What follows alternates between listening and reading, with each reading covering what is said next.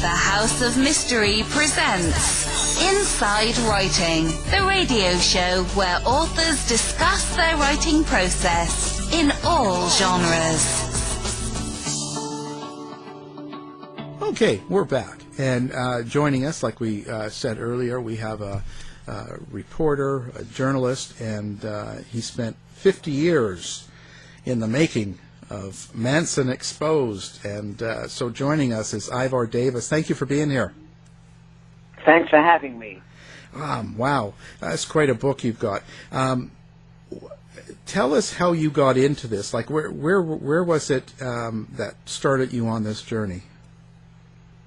Well, very simply what happened was this, that I was, at the time, West Coast correspondent for one of the biggest London newspapers of the era of that time, called the London Daily Express. I was their American correspondent. And in that role, they had me covering all sorts of big stories, small stories. I was covering the moon landing in 1969. I was covering the year before in the kitchen with Bobby Kennedy when he was shot. So I was handling some of the biggest stories. And then in August of 1969, the office called me from London and said there's a story on the wires. The wire services are putting out a story saying there were some murders at a very respectable area of Beverly Hills on Cielo Drive. And they said, get over there and tell us what's going on. Who are the victims? And as much as you can, because we know very little. So off I went. I lived about 20 minutes away driving to Beverly Hills, Cielo Drive in the canyon, of a very respectable neighborhood. And when I got there, the media were gathering outside the gates of Cielo Drive, and we didn't know what was going on. And as the day wore on, the horrendous details of what had happened on Cielo Drive came out. And of course, we discovered the murder of the 8 months pregnant actress Sharon Tate and her friends, including Jay Sebring, who was a celebrity hairstylist to the biggest names in Hollywood. They were all dead. We didn't know how, and we just hung around hanging on to every little piece of information, plus the fact that, as you can imagine, with communications not quite the way they are today, with no internet, rumors were wild, and we wondered who had been murdered, why they had been murdered, and the stories that came out were pretty wild for the first few days.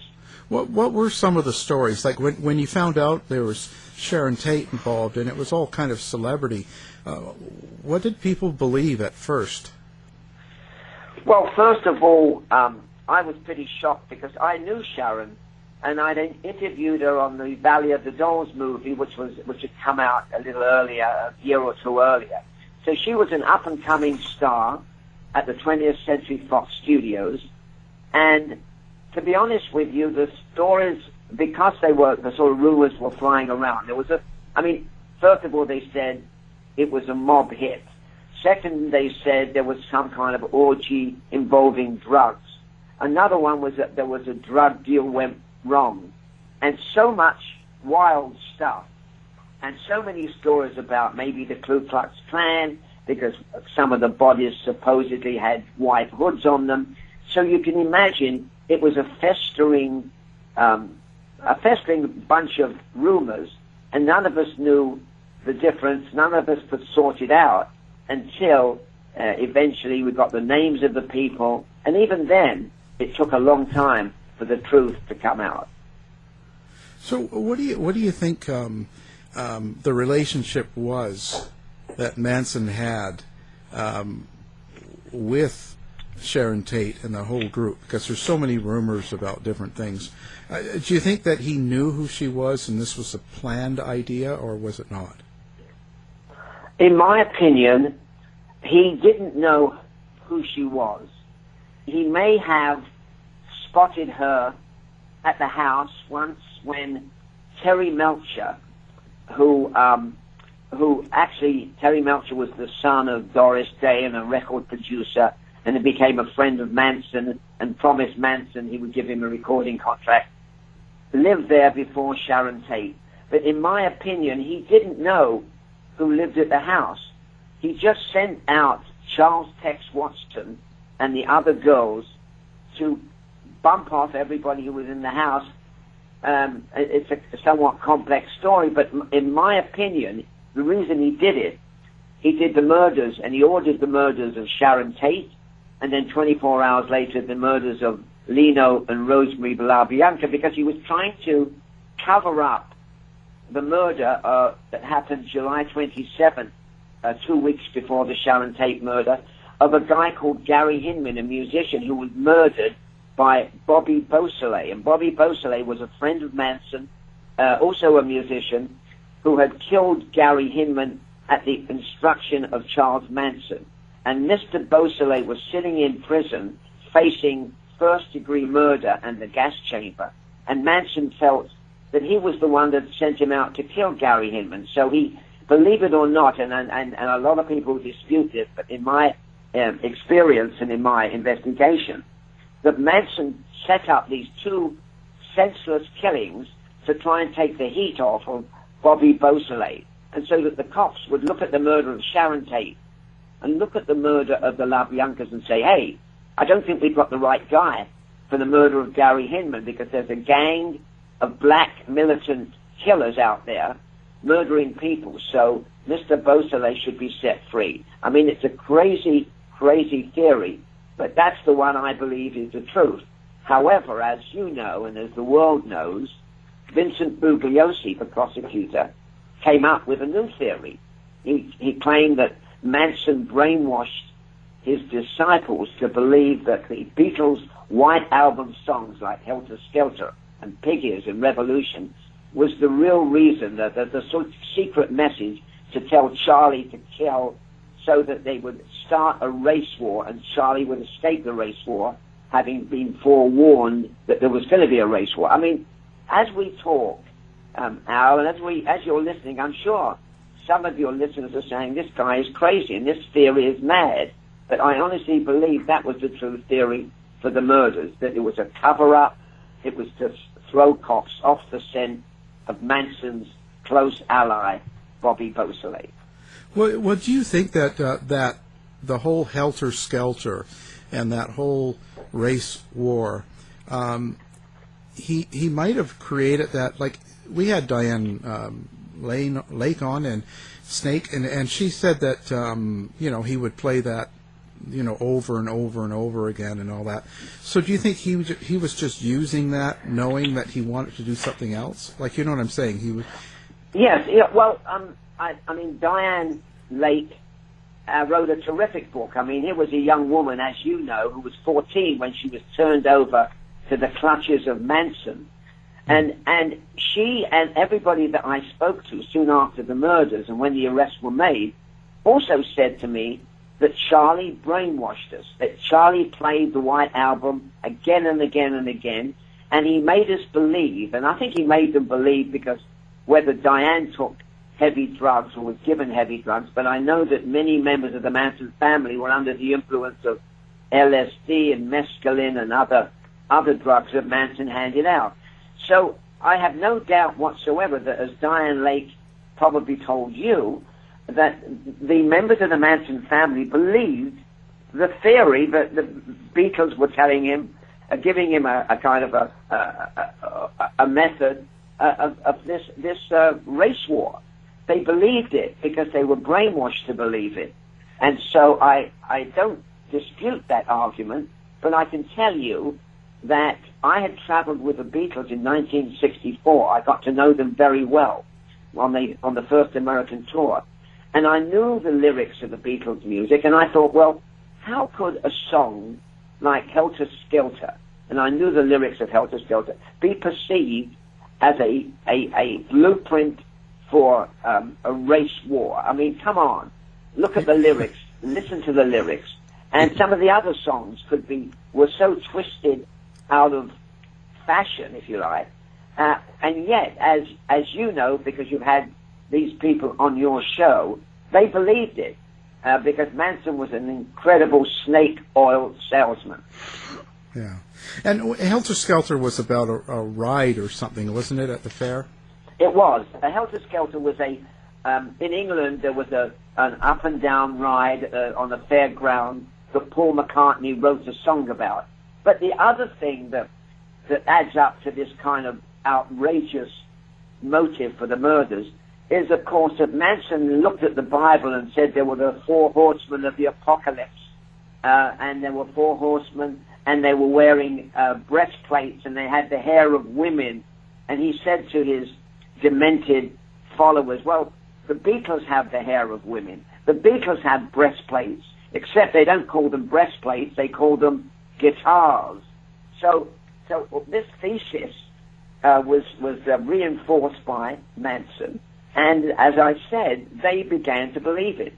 And the guys that I spoke to soon after the arrest, Paul Watkins and Brooks Poston, believed this crazy Beatles theory.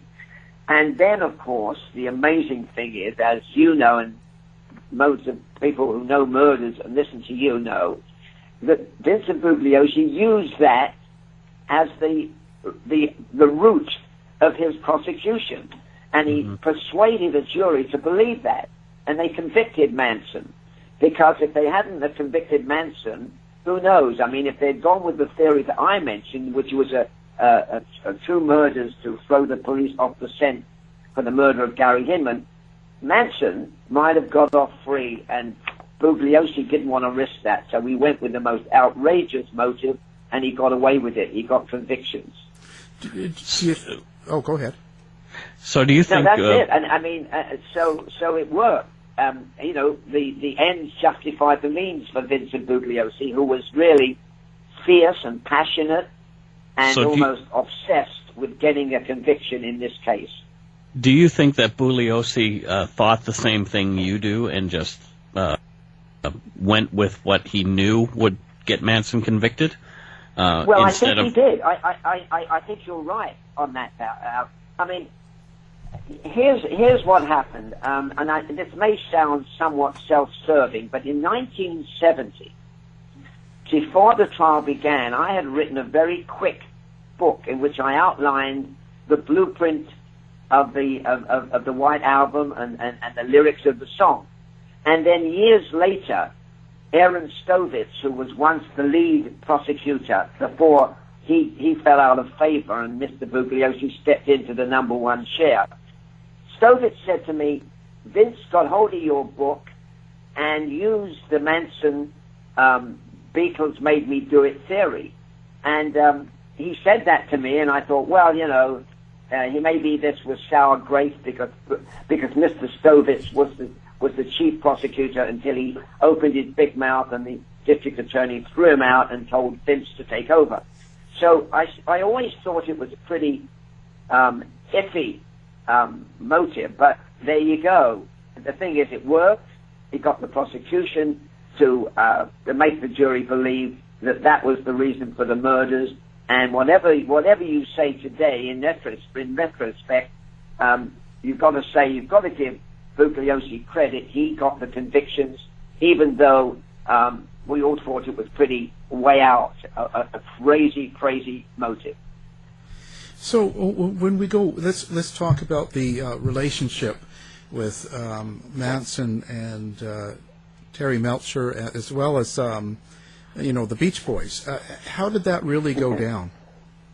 Well, this was the interesting thing, that when Manson was in prison, he learned to play the guitar. He started writing music. When he came out, he made a big effort to make the connection with people in the music industry because he wanted to become a rock star. As it happened, Manson turned out to be, the greatest, the most notorious killer since Jack the Ripper. But that's another story. And along the way, Mr. Manson became connected to Dennis Wilson of the Beach Boys. Dennis Wilson of the Beach Boys lived in a brilliant mansion on Sunset Boulevard. Poor Dennis was one of the neglected children of the Beach Boys. I mean, he wanted more acknowledgement from his brothers, and he ran into Manson. They spoke the same language. They were both into music, and Manson conned Mr. Wilson, so much so, as I say, that he and the girls moved into Dennis's house for several months. And Dennis got Charles Manson. He got all the sex he wanted. Charles Manson provided him with a lot of drugs. And along the way, Dennis repaid Manson by bringing all the rock stars to his mansion, where they were forced to listen. They were forced to listen to Charles Manson singing, auditioning every night in the house. And Manson auditioned for like John Phillips, the Mamas and the Papas, Cass Elliot, Neil Young, you name it. They all flocked to Dennis Wilson's house, and Manson was thrilled because he had this international audience of top rock people. And as a result of becoming a friend and a house guest of Dennis Wilson, he met Terry Melcher. And Melcher was looking for new talent, and that's how the three of them got together, and that's how the connection between Melcher and Charlie Manson took place. And Manson knew, of course, that Melcher lived on Cielo Drive. And Manson knew, I believe, that Terry Melcher had left Cielo Drive, although he wasn't sure who was living there. So the idea of him sending the killers out to get revenge on Terry Melcher because Terry Melcher never gave him a recording contract is not true, in my opinion. He went out there, he sent them for the reasons I said, and Manson was obsessed with becoming a rock star, but of course it never quite happened. And one other thing that I'm sure you know about, a lot of people know about, because of his closeness to Dennis Wilson, Charles Manson had written one song called Cease to Exist, and he gave it to Dennis Wilson to use on a Beach Boys album. Dennis Wilson put it on a Beach Boys single, but Dennis Wilson changed the name of the song and never gave Charles Manson credit for that song. And Manson was royally angry at that, and was not very upset at Mr. Wilson. So it was a rather intense relationship between Dennis Wilson of the Beach Boys, Charlie Manson, and Terry Melcher, who was the record producer for groups like the Byrds, and in some way, in his own mind, Manson thought that Mr. Melcher would turn him into a rock star. It never happened. Yeah, that's pretty interesting. Wow. So, how do you think that affected him? But like, when there's different stories about him being really angry and moving out, and some people say he was kicked out of the apartment that the Wilsons had, or the house. Yes, he was. I mean, here's what happened. Poor Dennis Wilson was out of control. Dennis was into drugs, he was into booze, he was into sex. He became beholden to Manson because Manson provided him hot and cold running sex with the girls, because when Manson told his girls, you sleep with Dennis or you sleep with this person or that person, the girls obeyed. And it was kind of, like candy to a child. That was Dennis Wilson. Dennis Wilson finally kind of threw up his hands, went to Brothers Records, and said to the guy running the show, look, I'm leaving my house, and I want you to get rid of these people who I can't get rid of. Dennis Wilson then hid out at a friend's house in Malibu, while the Brothers Records executives ended up evicting Manson and the girls, telling them they had to leave the house. And that's how, the only way they got Mr. Manson and the girls out of the house. So Dennis Wilson kind of chickened out, and Dennis Wilson then became rather fearful of Manson, and Dennis Wilson believed when Manson was arrested that maybe Manson was off for revenge to him as well. So a lot of paranoid behavior from everyone. Now, since you were there at the beginning and you're putting out this book, Exposed, is there something, or are there some things that the people in the mainstream are not aware of as far as Manson goes? Well, there is so much stuff that this story is complex. It has so many leading characters. One of the saddest characters in this all was Roman Polanski. Roman Polanski, of course, as some people know, is still around. He just made a new movie in France, which could come up for the best foreign Oscar film next year, and certainly will be a contender, about the affair of the French officer Dreyfus. And of course, Mr. Polanski won an Oscar already, but not after the murder. So Roman Polanski is married to this gorgeous, gorgeous actress who's expecting his first child. And then he gets called in London, and he's told she's dead. Your baby is dead. He comes to L.A., and I was there when he arrived. He is distraught. He is absolutely beyond himself, not surprisingly. And he thinks at the beginning somebody in the show business circle, maybe his friends, were responsible for the murder of Sharon. The cops are clueless at the time. They don't solve the case for 4 months. And so Roman Polanski, who'd gone through the horrible World War II, losing his mother in a concentration camp, who died in a concentration camp, his father was in a concentration camp but survived. Mr. Polanski has this other tragedy in his life. He comes back and he starts to investigate his friends in show business. And in fact, one interesting twist is that he thought at the beginning that maybe John Phillips of the Mamas and the Papas might have been responsible for Sharon's murder. So why did he think that? Because he knew he'd had a very quick affair with Michelle Phillips, the wife of John Phillips, in London. And he assumed that maybe John Phillips discovered this and in a wild act of revenge arranged for the murder of Sharon. So Mr. Polanski, for the first 2 or 3 months, played detective.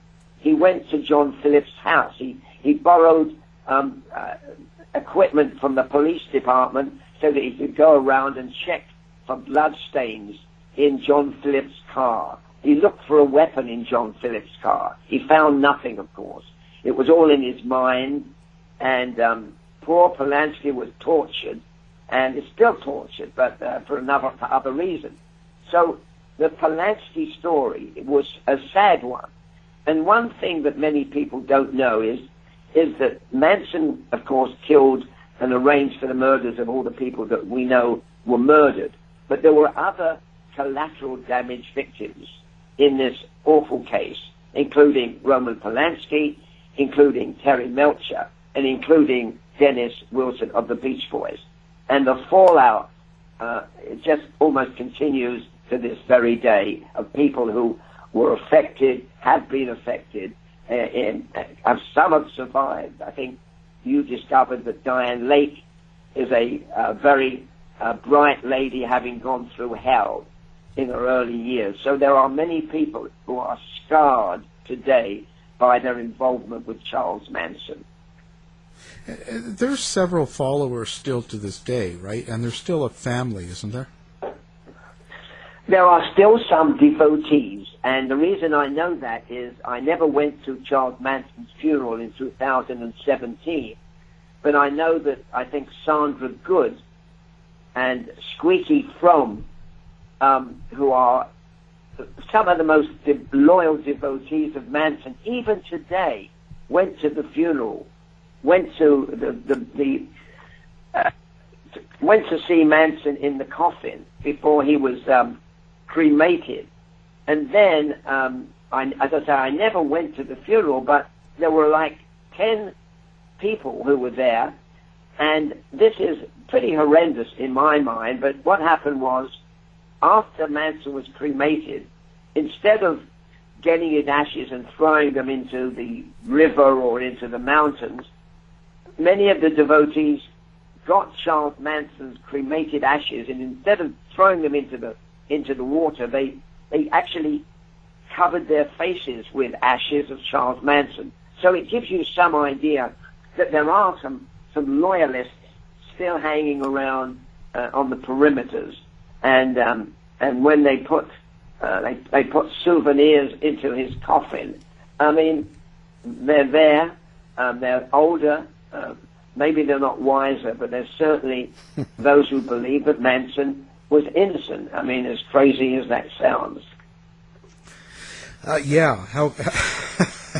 But what about the lawsuits over? I think the Michael Channels, that was his pen pal, and doesn't he? Yes. I mean, what happened was, even in death, even when he died, the controversy over Manson continued, because, as you pointed out, all of a sudden, half a dozen claimants to the body, claimants to the possessions, whatever they were, of Manson, came out of the woodwork.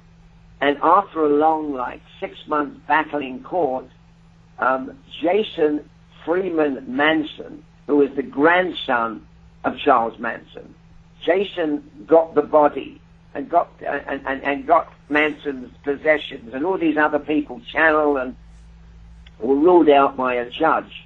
But the amazing thing was that they fought over Charles Manson's body, and Jason Freeman Manson, who had a ministry and believed his grandfather was innocent, got the body and then had the burial and the interment and the cremation, and then gave a lot of Manson stuff to some kind of museum that is a museum of almost like a wax museum, a horror museum in Las Vegas.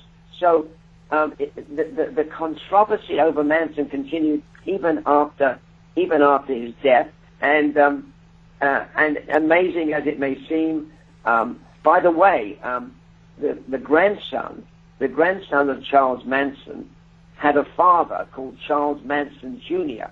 And Charles Manson Jr., I don't know if your listeners know this, but Charles Manson Jr. changed his name to get rid of the Manson name, but he could not ever shake off the fact that he was Manson's son.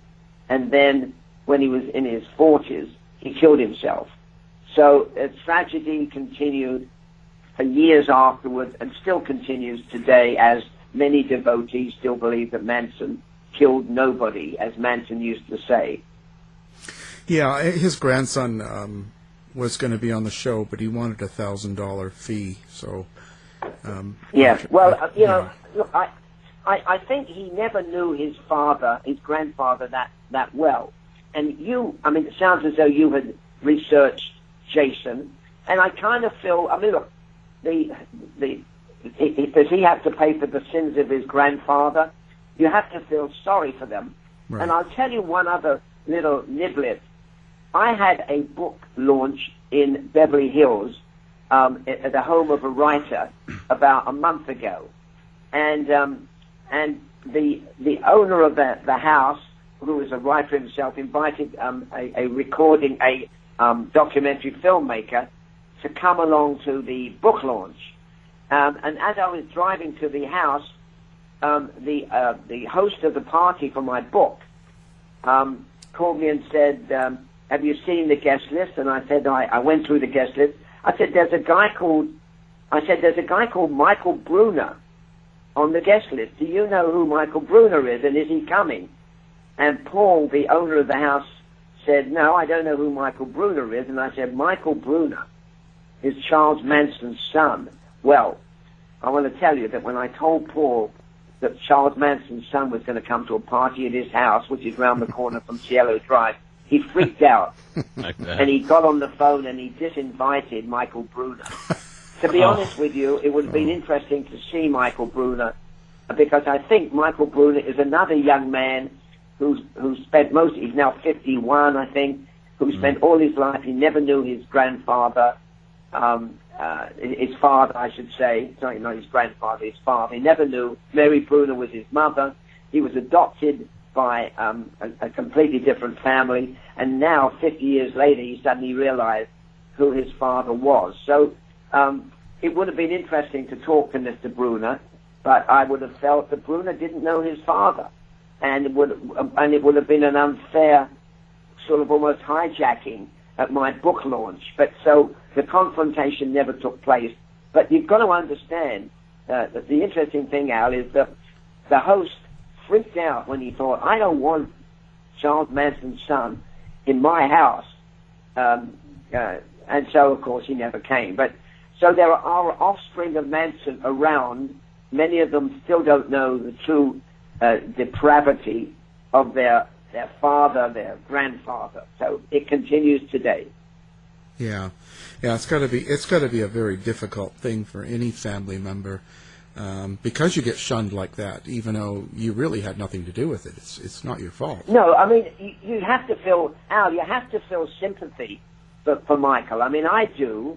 I think, he had nothing to do with who his father was, and all of a sudden he has, one of the most infamous murderers of the 20th century, who is his father. Now, how do you live with that? Tell me. Yeah. Well, the thing is, you can't be, but people don't. Yeah, they don't follow that. Yeah. Yeah. By the way, can I ask you, Al? It so happened at the time that my book came out and the anniversary of the murders, Mr. Quentin Tarantino had a movie coming out, and of course the movie, which is called Once Upon a Time in Hollywood, had quite an impact and will probably come up for an Oscar this year or next year. I wonder if you or any of your listeners had seen that film. Have you had a chance to see the film? I haven't, but I know Mike has.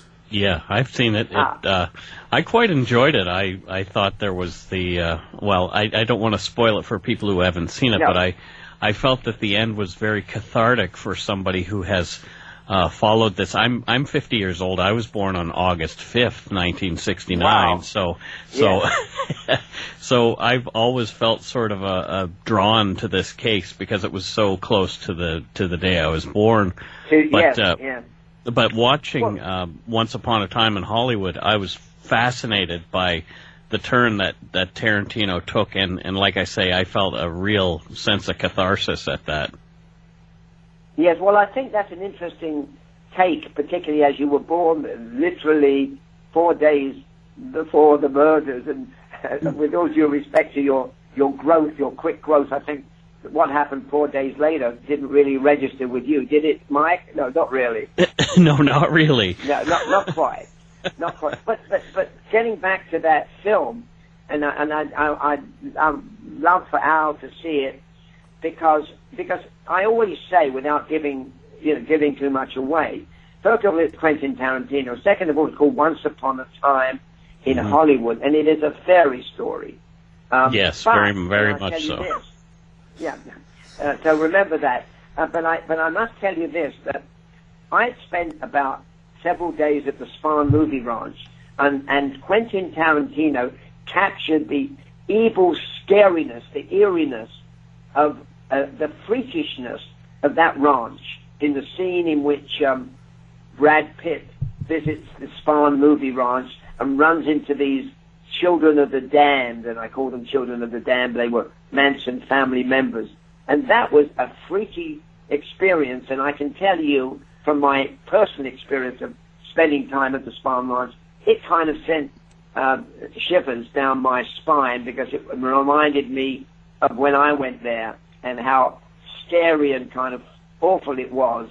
So it's worth it seeing for that. And also, of course, the 1969 music, the era, the way he captured Hollywood and the movies and the rest of it was very well done by Tarantino.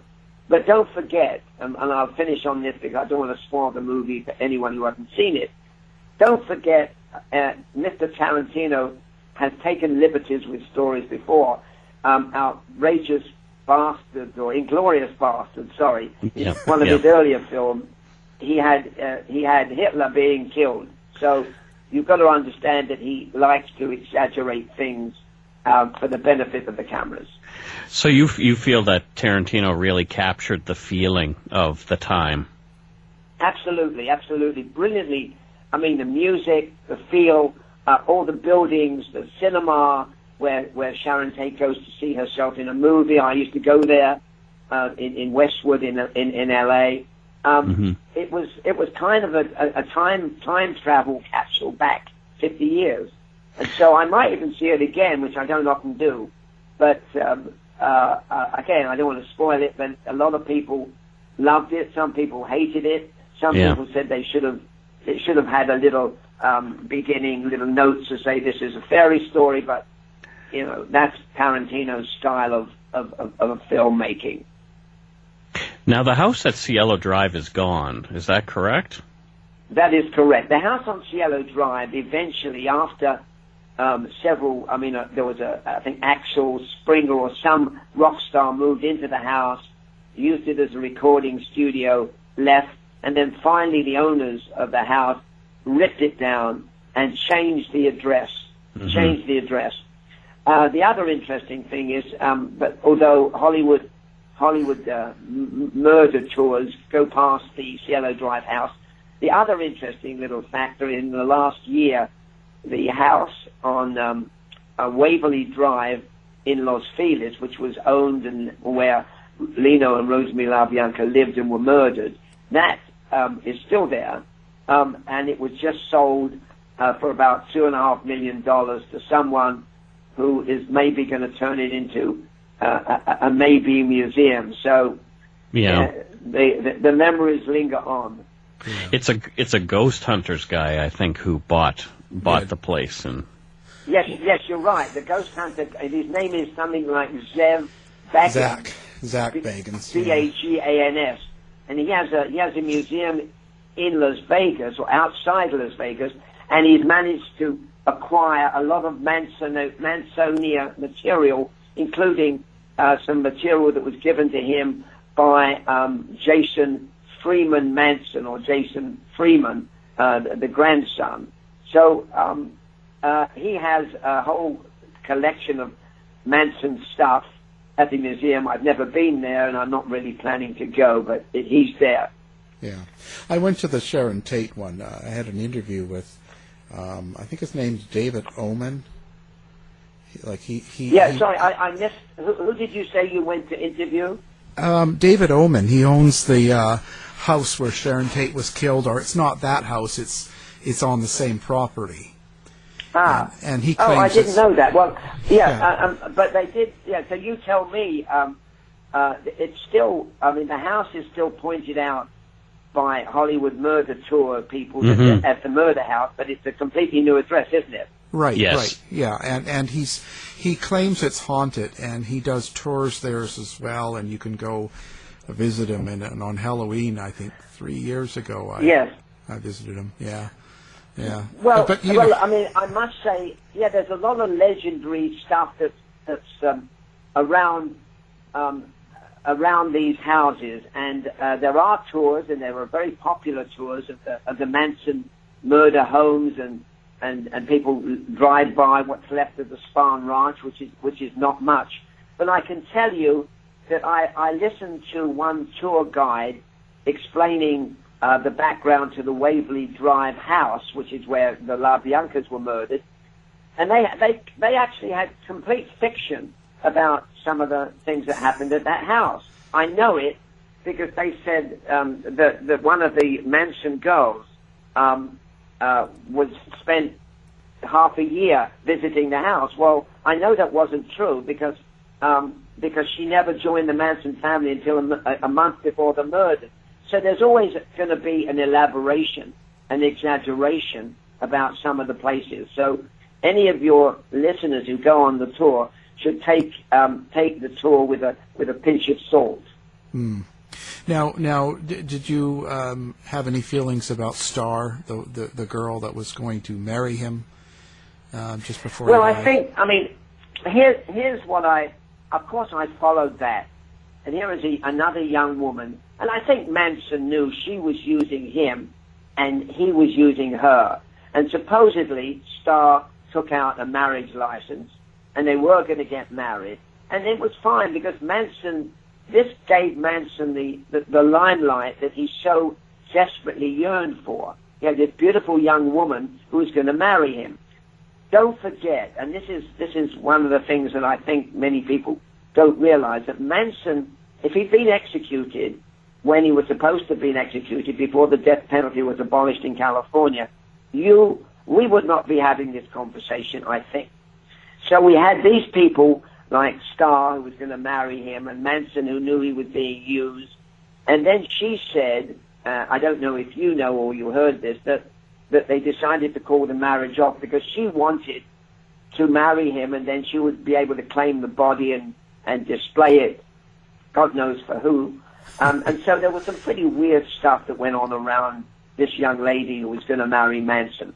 But I'll tell you this, that Manson, until his dying day, still had Sandra Good and Squeaky Fromm, who came along and hung around and tried to visit him up until his dying day. So he did have a handful of devotees who never gave up on him, including this new young star lady who showed up at the funeral as well, but I don't think had any intent to marry Mr. Manson. You don't think any of them are going to get out of prison, like the few that are still in? Well, I think they're going to continue for parole hearings, and the closest person who came the closest to being paroled was Leslie Van Houten.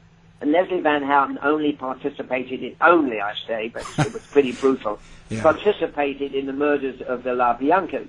And she has, on three different occasions, been recommended for parole by the parole board. But each time that happens, whoever was the governor of California, Arnold Schwarzenegger, Jerry Brown, and the new one, Gavin Newsom, have ruled out parole for Leslie.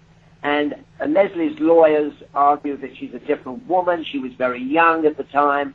She knew not what she did, but it doesn't work. And it's a political thing.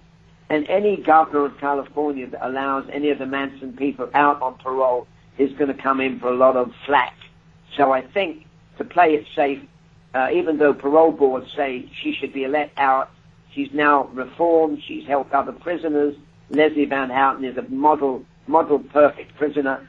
They're not going to let her out because it's a political thing and they could get a bad rap for doing it. So I'm afraid that they're all going to be, Tex and Leslie and Patricia are going to be stuck in prison for the rest of their lives. Well, the type of brutal crime that they did, I don't know, even if they have reformed or found God or whatever it is, it's not enough to make up for what they, I mean, they well, that's what everybody, I mean, when they have, it used to be Stephen Kay, who was one of the prosecutors who was working as an assistant for Vincent Bugliosi. Stephen Kay spent his life, went to dozens and scores of parole hearings and argued exactly what you just argued, to say, well, why should we show them mercy? Because they never showed mercy to Sharon. They never showed mercy to the LaBiancas. I don't know. I mean, you could talk to prison reform people and they would argue till the cows come home. And as you indicated, I mean, they were not very merciful when they killed everybody. And now, should we give them mercy? I don't know. I mean, I think Leslie Van Houten was so young and pliable, but I'm not arguing for her, and I thought maybe she should get out. But if she gets out, does that mean the others will get out? And if that's the case, it's not likely to happen. So with all the books on Manson and all the films and documentaries, in your book, Manson Exposed, what exactly do you want the reader to get out of it? So when they finish reading it, what is it you hope they take with them? Well, I think, I mean, the reason that I wrote the book really was kind of to go full circle. Because once Manson died, I also found that a lot of young people don't know that Manson was the monster he was. Because over a period of 20 to 25 years, and if you look back at YouTube, you can see Manson perform on television in prime time. Diane Sawyer and Tom and Ron Reagan Jr. and Geraldo Rivera and Tom Snyder. You can see Manson do his brilliant theatrical act, The Monster in Captivity. Mm-hmm. And Manson loved those little performances, and Manson was theatrical. So the point, I guess I'm getting around to answering your question, is this, that there are many people, many young people, probably people born after 2000, who think that Manson was okay. And the reason I wrote the book was I was in Seattle visiting my daughter, when two young men who came in to remodel the kitchen, we started talking about crime. And I asked them about Manson, and they said, yeah, Manson, he's the guy who wanted to clean up our environment. He wanted clean water. Oh boy. They said he was okay, he never killed anybody. And I thought to myself, my God, if these men, aged 30, think that, then obviously their memories are a bit fuzzy. And it's true. You talk to young people today, and they don't believe Manson was as guilty as he was. They don't know the facts. So in a way, this is my excuse to get it out of my system. 50 years of Manson. I mean, when I traveled with the Beatles, I covered 5 weeks.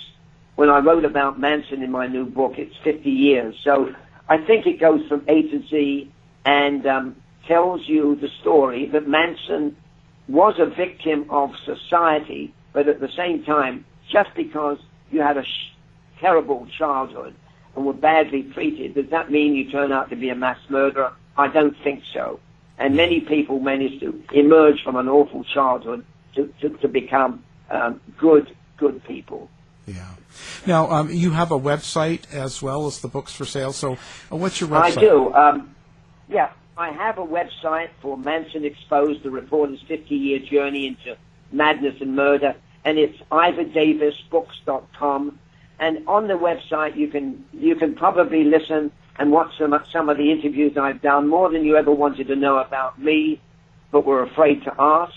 And you can read about the book, what it is, how to get it, and it's a kind of an interesting read because you can put it up, put it down, pick it up, and every chapter is kind of self-contained, and it gives you the big picture. Fascinating. We'll have that on our website as well, so listeners can just do one click and pick up the book. So the book we're talking about is Manson Exposed. It's a reporter's 50-year journey into madness and murder. And our guest has been the author, Ivor Davis. Thank you for being here. Well, thanks for having me, and see you again. Bye. Thanks, Ivor. To find out more about our show, guests, or to listen to past shows from our archive, please go to www.houseofmysteryradio.com. Show's over for now. Was it as good for you as it was for me? Well, good night. This has been a production of Something Weird Media. I'll be back.